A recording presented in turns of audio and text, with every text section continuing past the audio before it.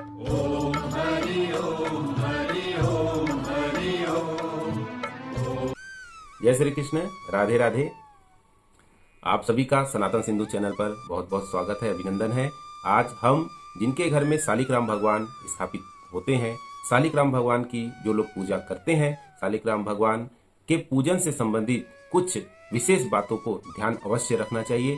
शालिग्राम भगवान यदि आपके यहाँ है, स्थापित है, तो उनके पूजा के लिए ये विशेष बातें आपको ध्यान में रखनी चाहिए। इनकी जानकारी आपको अवश्य होनी चाहिए। आइए चलते हैं उन जानकारियों पर कि हमको किन किन बातों का ध्यान रखना चाहिए। तो सबसे पहली बात यह है, यदि आप घर में शालिग्राम भगवान की पूजन अर्चन करते हैं तो इसमें सर्वप्रथम यह बात ध्यान रखना चाहिए कि जीवन काल में कभी न कभी आपको अपने हाथ से शालिग्राम भगवान का दान करना चाहिए किसी भक्त को। इस पर शास्त्र क्या कहता है? यो ददाति फलम विष्णु शालग्राम समुद्भवम विप्राय विष्णु भक्ताय ते निष्टम बहुभिर मुखई। अर्थात जो भगवान शालिग्राम का दान करता है किसी भक्त को, तो उसका जो पुण्य होता है अनंत गुना बढ़ जाता है। यदि किसी कारणवश शालिग्राम खंडित हो जाए, टूट जाए, तो इसकी पूजा करे या ना करे, तो मैं यहाँ शास्त्र सम्मत बात बताता हूँ। यदि शालिग्राम खंडित भी हो जाए तो भी उसका पूजन करना उतना ही शुभ है, उतना ही अच्छा है जितना वह बिना खंडित रहे। शालिग्राम कभी खंडित नहीं होती, आप उसकी यथोचित पूजन अर्चन कर सकते हैं। इस पर शास्त्र क्या कहता है?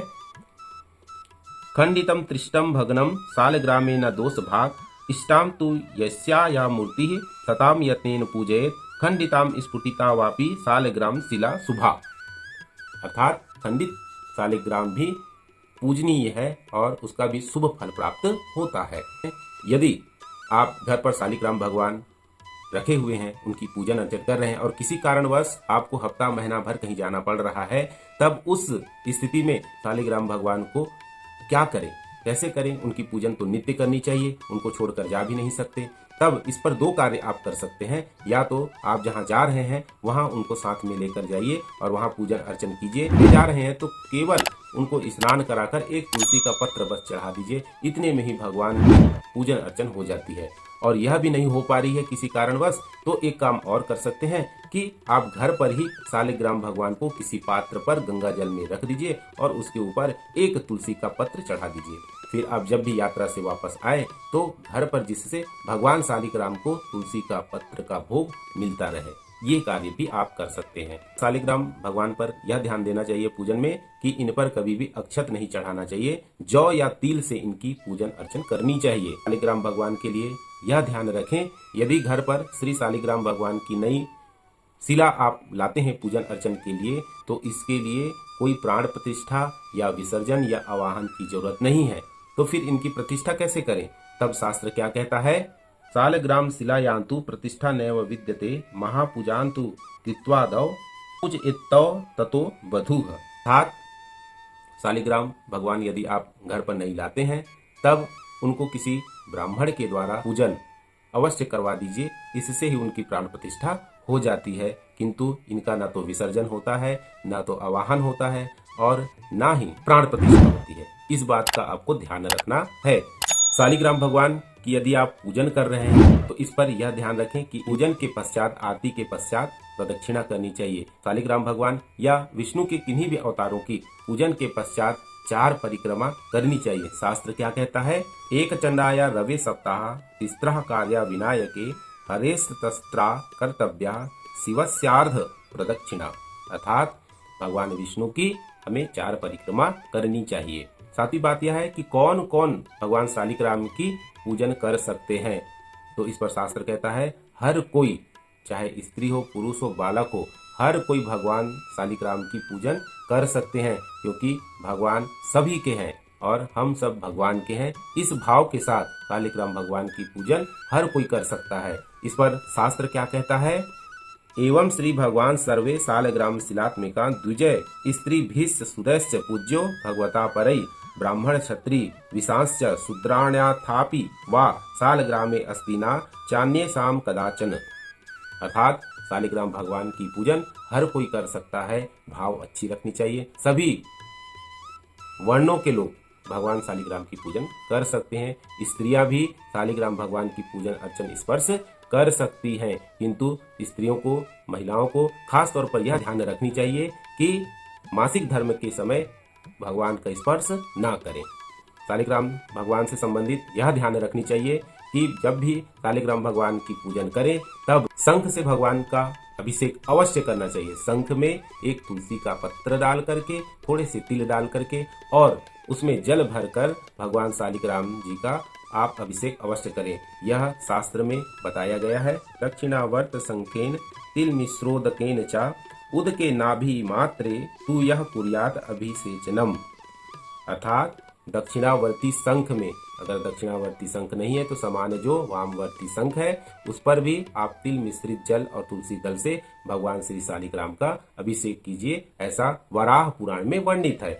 शालिग्राम भगवान के पूजन से संबंधित 9वीं बातें हमें ध्यान रखनी चाहिए। जब भी भगवान की पूजन करें तो घंटा वादन हमें करना चाहिए। कब कब घंटा वादन करना चाहिए? जब भगवान को स्नान करा रहे हो तब घंटा वादन करना चाहिए, जब भगवान को भोग लगा रहे हो तब गरुड़ घंटा का वादन करना चाहिए, और जब उनकी आरती चल रही हो तब गरुड़ घंटी बजा करके आरती में घंटी वादन करनी चाहिए। इस पर शास्त्र क्या कहता है? घंटा वाद्यंस नितराम स्नान काले प्रशस्यते यतो भगवती विष्णोस्त सदा परमम प्रियम। स्नान के समय, भोग के समय और आरती के समय, वंदना के समय मुझे घंटा वादन अति प्रिय है, ऐसा भगवान विष्णु स्वयं बता रहे हैं। शालिग्राम भगवान के पूजन से संबंधित 10वीं बात अवश्य ध्यान रखनी चाहिए कि जब भी इनकी पूजन करें तो तुलसी पत्र अवश्य होनी चाहिए। जब भी इनकी पूजन में रहे तब तुलसी पत्र का ही, तुलसी दल का ही भोग लगाएं, तुलसी दल से ही आप इनको स्नान कराइए। जब भी शालिग्राम भगवान को स्नान कराते हैं तो ऊपर एक तुलसी का पत्र रख दीजिए, उसके पश्चात उनको स्नान कराइए। और जब भोग लगाते हैं तो तुलसी पत्र चढ़ानी चाहिए। और जब शालिग्राम भगवान का अभिषेक करते हैं या उन पर फूल पत्र चढ़ाते हैं तो भी तुलसी पत्र ही चढ़ानी चाहिए। इस प्रकार भगवान शालिग्राम को तुलसी पत्र से अलग कभी भी नहीं करनी चाहिए। शास्त्र क्या कहता है? तुलसी बिना या क्रियते ना पूजा स्नानम न तदा या तुलसीम बिना कृतम भुक्तम ना तद्य तुलसीम बिना पीतम ना पद्य तुलसीम बिना कृतम। अर्थात तुलसी पत्र के बिना भगवान शालिग्राम की कोई भी पूजा अर्चन नहीं हो सकती, यह ध्यान रखें। शालिग्राम भगवान को आप गोपी चंदन अवश्य लगाएं। भगवान को गोपी चंदन बहुत ही प्रिय है। इस प्रकार गोपी चंदन आप भगवान को अर्पित करें। शालिग्राम भगवान को 5 फूल पत्रों में से कोई एक फूल पत्र अवश्य ही उनको चढ़ाएं। यह भगवान स्वयं कह रहे हैं। विल्व पत्रम समी पत्रम पत्रम ऋग रजस्य च तमाला मलकी पत्रम सस्तम केशवम पूजने। अर्थात भगवान शालिग्राम के पूजन में इन 5 पत्रों में से कोई ना कोई एक पत्र, अगर 5 पत्र मिल जाते हैं तो बहुत अच्छी बात है, किंतु इन 5 पत्रों में से कोई ना कोई एक पत्र अवश्य भगवान शालिग्राम के ऊपर चढ़ानी चाहिए। तुलसी का पत्र चढ़ा सकते हैं, बिल्व पत्र चढ़ा सकते हैं, अनार का पत्ता चढ़ा सकते हैं और समी पत्र चढ़ा सकते हैं। उसके पश्चात आंवले का पत्र, इनमें से कोई भी पत्र भगवान को एक न एक पत्र चढ़ानी चाहिए। शालिग्राम भगवान के पूजन से संबंधित हम बात यह याद रखनी चाहिए कि शालिग्राम भगवान पर चढ़ाए गए तुलसी पत्र और उन पर चढ़ाए गए जल का हमें क्या करना चाहिए? तो शालिग्राम भगवान पर चढ़ाए गए तुलसी पत्र को हमें प्रसाद के रूप में ग्रहण करनी चाहिए। उन पर चढ़ाए गए जल को चरणामृत के रूप में हमें प्राप्त करना चाहिए बड़े भाव के साथ। और थोड़ा सा जो जल है उसे शंख में भरकर अपने घर की शुद्धता के लिए घर पर छिड़काव अवश्य करनी चाहिए और बचत जल को किसी गमले पर विसर्जित कर देना चाहिए और तुलसी पत्र को किसी बहते हुए नदी पर या फिर किसी गमले पर डाल देना चाहिए जिस पर पांव ना पड़े। इस पर शास्त्र क्या कहता है? पूजानान अंतरम विष्णुर अर्पितम तुलसी दलम भक्षेद देह शुद्धार्थ चंद्रयानम शताधिकम। अर्थात भगवान की पूजन के अनंतर जो उनका चरणामृत और तुलसी पत्र होता है उनको ग्रहण करने से चंद्रायण के 100 यज्ञ के समान फल प्राप्त होता है। और जब चरणामृत आप प्राप्त कर रहे हो तो यदि यह मंत्र आपको याद हो जाता है तो यह मंत्र अवश्य बोले, वरना आप चरणामृत प्राप्त करते समय ओम नमो भगवते वासुदेवाय नमः का मंत्र भी बोल सकते हैं। और यदि यह मंत्र बोले तो और अच्छा होगा, अकाल मृत्यु हरणम सर्व व्याधि विनाशनम विष्णु पादोदकम पीत्वा पुनर्जन्म न विद्यते, ऐसा बोलकर भगवान के चरणामृत को प्राप्त करें। तो यह थी भगवान शालिग्राम से संबंधित जुड़ी हुई कुछ सावधानियां, कुछ पूजन से संबंधित जानकारियां जिसको सालिग्राम भगवान के पूजन के लिए अवश्य बरतनी चाहिए और इसी प्रकार भगवान की सेवा करनी चाहिए, जिससे भगवान की कृपा हम पर सभी बने रहे। इस प्रकार हरि की सेवा करते रहिए और देखते रहिए सनातन सिंधु चैनल मेरे साथ। तब तक के लिए जय श्री कृष्ण, राधे राधे।